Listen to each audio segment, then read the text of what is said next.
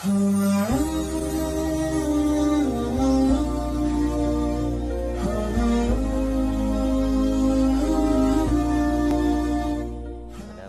warahmatullahi wabarakatuh. Bismillahirrahmanirrahim.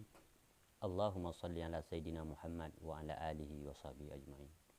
Saudaraku yang dimuliakan oleh Allah Subhanahu wa taala. InsyaAllah pada kesempatan kali ini lewat YouTube MJMA TV kita akan membahas sebuah pembahasan tentang bagaimana caranya untuk mengatasi penyakit kadar gula di dalam darah atau diabetes atau hipertensi. Nah, saudaraku yang dimuliakan oleh Allah Subhanahu wa taala. Tentang penyakit yang saya sebutkan ini, insya-Allah kita akan membuat pembahasannya, menanggapinya atau mengobatinya dengan cara menggunakan tanaman herbal, yaitu dengan menggunakan tanaman sapu manis. Atau kalau di Aceh tanaman ini disebut dengan daun siba atau daun suba. Nah, contohnya seperti yang ada di tangan saya ini. Untuk tanaman ini daunnya seperti ini, daunnya agak sedikit kecil-kecil serta runcing. Dan untuk buahnya sendiri, tanaman ini memiliki buah di setiap sela daun. Di setiap sela daunnya ini ada buahnya. Seperti ini, buahnya persis seperti ketumbar. Hanya saja buah tanaman ini lebih halus daripada ketumbar. Nah, contohnya saudaraku bisa melihatnya langsung yang ada di tangan kami ini. Nah, contohnya seperti ini. Inilah yang disebut dengan tanaman sapu manis atau yang disebut dengan daun seba. Nah, tanaman ini saudaraku sangatlah efektif. Tanaman ini sangat banyak kegunaannya. Terutama sekali tentang penyakit yang disebut dengan kadar gula di dalam darah. Sebagaimana yang kita ketahui bahawa penyakit kadar gula di dalam darah ini adalah sebuah penyakit yang bisa kita katakan, bisa kita golong sebagai pembunuh. Penyakit ini sangat-sangat berbahaya. Bila penyakit ini tidak benar-benar kita tanggapi, tidak benar-benar kita obati, ini akan mengefekkan kepada gagal ginjal. Karena bila kadar gula di dalam darah ini yang cukup tinggi, ini ginjal kita akan bermasalah, tidak mampu untuk membersihkannya sehingga terjadilah yang disebut dengan gagal ginjal. Maka di sinilah seluruh badan kita, seluruh anggota kita, organ kita akan bermasalah, padahal penyebab utamanya adalah kadar gula di dalam darah. Makanya saudaraku yang dimuliakan oleh Allah, selagi kita sehat, marilah kita jaga kesehatan, terutama dengan menjaga pola makan. Jagalah pola makan dengan teratur dan makanan-makanan yang sifatnya tidak banyak mengandung rasa manis yang lebih tinggi, yang dapat menyebabkan darah tinggi atau kadar gula di dalam darah yang sangat tinggi. Karena menjaga itu jauh lebih mudah daripada mengobati. Namun saudaraku yang dimuliakan oleh Allah Subhanahu wa taala, bila saudaraku telah mengalami penyakit yang demikian, jangan pernah berputus asa. Karena setiap penyakit yang kita derita mesti ada jalan keluarnya. Allah mesti akan menyembuhkan kita. Hanya saja tergantung kepada diri kita seberapa besar ikhtiar kita. Kalau memang kita sudah berusaha benar-benar tekun kita berusaha, kita benar-benar mengikuti peraturan, baik berusaha lewat doktor ataupun dengan tanaman-tanaman herbal, sudah kita ikuti peraturan-peraturan itu, insya-Allah kesembuhan kita akan datang.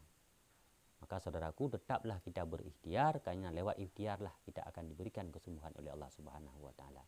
Nah, saudaraku yang dimuliakan oleh Allah Subhanahu wa taala, di tangan saya ini adalah yang saya pegang tanaman sapu manis ini atau yang disebut dengan daun sebak ini. Tanaman ini sangat efektif, sangat memiliki faedah yang cukup tinggi, sangat banyak kegunaannya untuk kesehatan kita, terutama sekali yang menyangkut dengan hipertensi atau diabetes atau yang disebut kadar gula di dalam darah.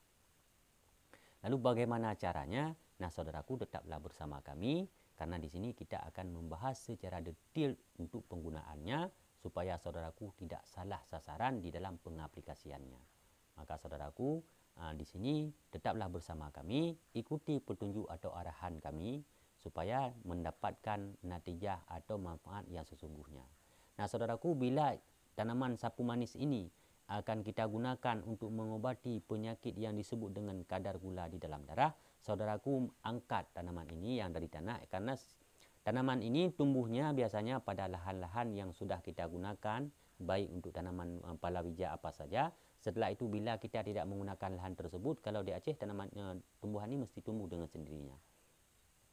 Nah, setelah saudaraku mengenal tumbuhan ini, tanaman ini, maka kita cabut seperti ini.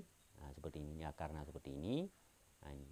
Namun yang kita gunakan tidak kita gunakan batangnya. Tidak kita gunakan akarnya. Yang kita gunakan hanyalah daunnya. Nah, daun dan pelepahnya ini, serta buahnya. Kita ambil seperti ini. Nah, ini contohnya, kita ambil seperti ini. Nah, seperti ini cara pengambilannya. Ini boleh saudaraku merebusnya atau mengondoknya di ketika dia masih segar seperti ini, boleh dengan keadaan kering. Artinya bila saudaraku mengangkat atau mencabut tanaman ini dari tanah, ini kita jemur dulu hingga kering. Kemudian baru kita jadikan sebagai dedak juga bisa. Namun di sini kita akan memprakteknya, akan membahasnya dengan cara menggondok atau merebusnya. Di lain kesempatan nanti kita akan membahas daun kayu manis, sapu manis ini dengan cara membuat dedak atau serbuk kayu manis. Nah, pada kesempatan kali ini, saudaraku, bila kita ingin berobat atau mengobati penyakit yang disebut dengan penyakit kadar gula di dalam darah atau diabetes atau yang disebut dengan hipertensi, cukup saudaraku mengambil tumbuhan sapu manis ini atau daun sebak ini seperti ini. Seperti ini. Namun saudaraku, pilihlah daun sapu manis ini yang daunnya agak lebih besar-besar. Pilihlah daun yang lebih besar atau yang batangnya yang masih muda. Nah, karena yang kita butuhkan di sini serat daripada daun serta buahnya, bukan batangnya. Nah, untuk jumlahnya, saudaraku bisa mengambilnya, contohnya seperti ini. Ini dalam jumlah bila saudaraku menggenggam menggunakan tangan. Setelah kita genggam, penuh ini. Penuh segenggam erat. Setelah saudaraku mendapatkan tumbuhan ini segenggam erat seperti ini kita gondok ke dalam kuali atau kita rebus ke dalam kuali dengan menggunakan setengah liter air putih. Nah, setelah itu, setelah kita gunakan setengah liter air, kita tunggu hingga mendidih. Setelah mendidih, kita angkat dan kita biarkan dia dingin atau paling tidaknya hangat kuku. Artinya air masih hangat namun bisa kita minum. Nah, ketika itulah kita minum. Ini meminumnya, kita meminum tanaman ini cukup 1 kali sehari. Boleh saudaraku minum di pagi hari, boleh diminum ketika di sore hari. Lebih bagusnya tanaman ini kita minum di sore hari. Dan saudaraku jangan gunakan batangnya. Jangan digunakan akarnya. Karena batang dan akar daripada tanaman ini dapat efek yang lain. Bukan lagi bersifat untuk menyembuhkan kadar gula dalam darah. Namun bisa mengefek kepada terbawaki kita kepada ngantuk. Boleh jadi ngantuk yang lama. Karena sifat atau serat atau sari dari batang dan akar ini akan menjadi seperti obat penenang. Maka kami tidak menganjurkan untuk meminum serat batangnya, kecuali saudaraku butuh obat penenang atau istilahnya kita mengalami penyakit yang sangat tidak sanggup kita tertahan lagi. Kita minum air rebusan batang ini hanya sekedar untuk dapat menahan rasa sakit, karena sifatnya ini kita terbawa kepada ngantuk atau kita tertidur.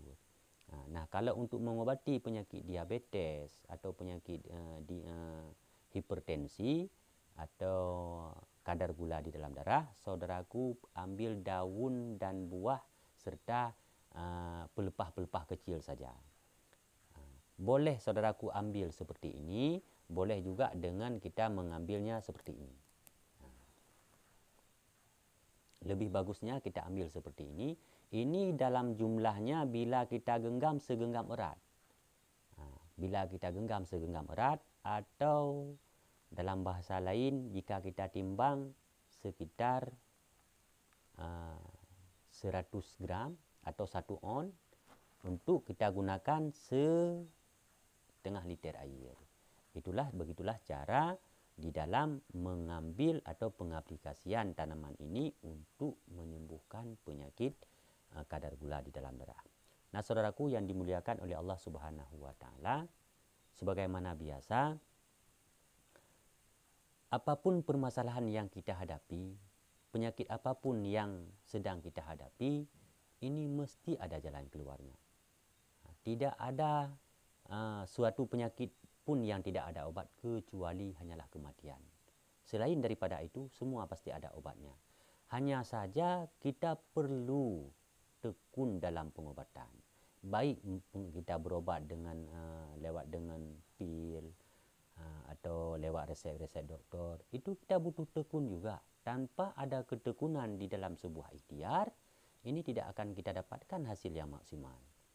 Apalagi kita berobat lewat tumbuhan herbal. Karena setiap tanaman herbal ini tidak akan menyembuhkan kita dari penyakit yang seketika atau sekejap mata atau secara instan, itu tidak akan mungkin. Karena sifat dari tanaman-tanaman herbal ini akan menyembuhkan kita secara sedikit demi sedikit, secara pelan-pelan. Namun dia pasti. Walaupun sistem penyembuhannya pelan, tapi pasti. Karena bila kita telah memiliki kesembuhan yang kita berobat lewat tanaman-tanaman herbal, ini penyakit ini benar-benar nyata kesembuhannya. Artinya penyakit itu tidak akan terulang lagi. Makanya wahai saudaraku sekalian, mari kita hidup sehat dengan menggunakan tanaman herbal. Namun kita harus tekun, istiqamah di dalamnya dalam berobat. Insya Allah, apapun permasalahan kita, apapun penyakit yang kita hadapi, insya Allah, Allah akan memberikan kesembuhannya. Karena kesembuhan kita tergantung pada diri kita. Sebesar apa keinginan kita untuk sembuh, sebesar apa kita punya keinginan dalam berikhtiar, maka sebesar itulah kesembuhan yang akan kita dapatkan. Nah, saudaraku yang dimuliakan oleh Allah Subhanahu wa taala, jika saudaraku merasa video yang kami bagikan ini punya makna dan natijahnya, punya manfaatnya, maka tolong untuk di-subscribe, juga di-komen serta di-like dan dibagikan agar kami juga bersemangat di dalam berbagi.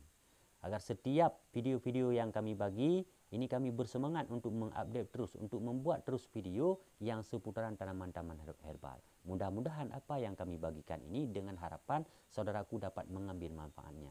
Bagi saudaraku yang masih diberikan kesehatan, tetaplah diberikan kesehatan. Dan bagi saudaraku yang mengalami penyakit, semoga Allah menyembuhkan kita. Amin ya rabbal alamin. Mungkin hanya ini yang dapat saya sampaikan lewat tayangan kali ini. Lebih dan kurang saya mohon maaf. Wassalamualaikum warahmatullahi wabarakatuh.